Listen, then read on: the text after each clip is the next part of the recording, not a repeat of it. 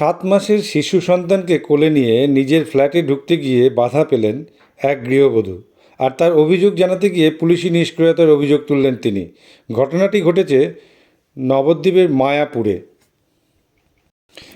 মায়াপুর গৌরনগর এলাকার বাসিন্দা গীতশ্রী হালদার 2 মাস পর শ্বশুরবাড়ি থেকে ফিরে নিজের ফ্ল্যাটে ঢুকতে গেলে তাকে ঢুকতে বাধা দেন ওই ফ্ল্যাটেরই এক বাসিন্দা অরবিন্দ ধর নামে এক ব্যক্তি, যিনি কিছুদিন পূর্বেই ওই ফ্ল্যাটের 3টি তলা গীতশ্রী হালদারের কাছ থেকে কিনেছিলেন।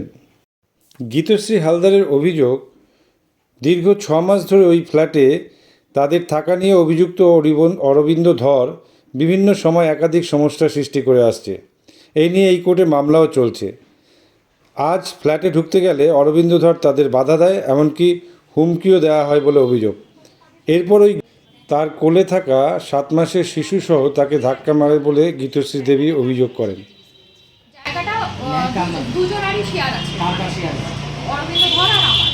আপনার কাছে কাগজপত্র সব আছে? কাগজপত্র সব আছে। আমার কাগজপত্র যা আছে সব ঘরে রয়েছে। এবার ঘরে সমস্ত তালাফালা ভেঙেছে, কি করেছে আমাকে তো দেখতেই দিচ্ছে। হঠাৎ করে আপনাকে তাড়িয়ে দিলেন? উনি চাইছে আমার কাছ থেকে সমস্ত জিনিসটা ক্যাপচার করে নেবো। আমি ওনাকে এটা বলেছিলাম যে আমাকে যেটা গভর্নমেন্ট হ্যান্ড সেটা দিই, আমি ফ্ল্যাট ছেড়ে দিচ্ছি। হ্যাঁ, উনি বলছে না, আমি আপনাকে 10 লাখ টাকা দেবো, আমাকে দিয়ে দিতে হবে। আমাকে ইভেন্ট বলেছে আমি এখানে আপনাকে বাঁচতে দেবো।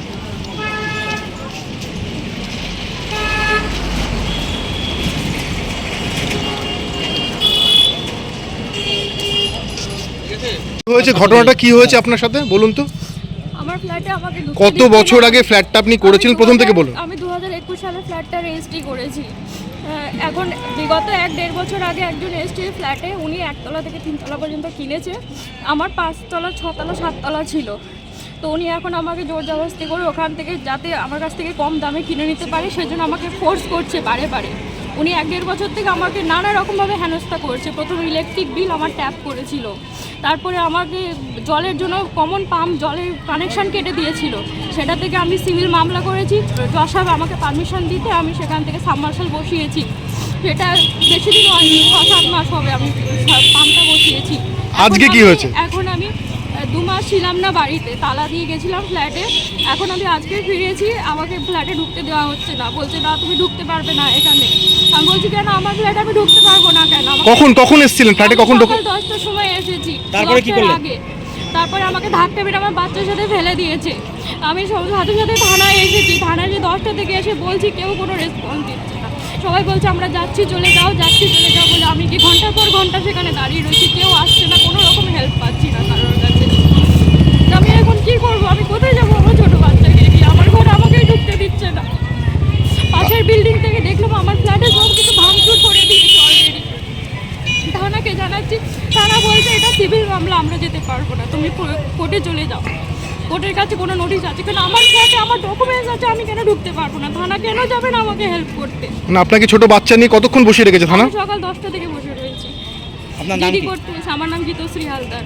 আচ্ছা, আপনার বাড়ি যে সমস্যা করছে তার সম্বন্ধে একটু জানান। কি নাম তার? ওনার নাম হচ্ছে অরবিন্দ ধর। উনি বাংলাদেশ থেকে এসছেন এখানে, এই 1-1.5 বছর হবে। এসে ডুপ্লিকেট ভোটার কার্ড সব ভোটার কার্ড বানিয়েছে, বলতে পারবো না আধার কার্ড আমি দেখেছি, ওনার আধার কার্ড বানিয়েছে। করে উনি ফ্ল্যাট কিনেছে কি না কিনেছে আমার কাছে ওনার কোনো কিছু তথ্য নেই। উনি আমার 2023 সালে 7 তলার যে আমার প্রপার্টি আছে সেটা ভাঙচুর করেছিল আমার অবর্তমান। আমি ডাক্তার দেখাতে গেছিলাম, সেইটা এগেন্সে আমি 2023 সালেও কেস করেছি। তখনও চুরি করে নিয়েছে, সেটার এখনও কিছু হয়নি। যাক, আমি নতুন আজকে হাতে পেয়েছি। আপনি এখন কি চাইছেন? কি আমি চাইছি আমার ফ্ল্যাটে আমি যেন শান্তিভাবে থাকতে পারি। আমি সেটাই লিখিতভাবে আজকে আবেদন দিয়েছি, যাতে আমাকে জিডিএনডিটা করে দেওয়া হয় এখান থেকে। সেটাও বলছে আমরা জিডি নেব না। ঠিক আছে। আপনার নাম? আমার নাম গীতশ্রী হালদার। আপনার বাচ্চার কত বয়স? এখন 7 মাস বয়স। আপনার স্বামী?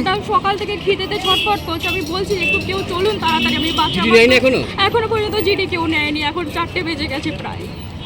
এক্ষুনি দেবে, চলো এক্ষুনি আপনার জিডি।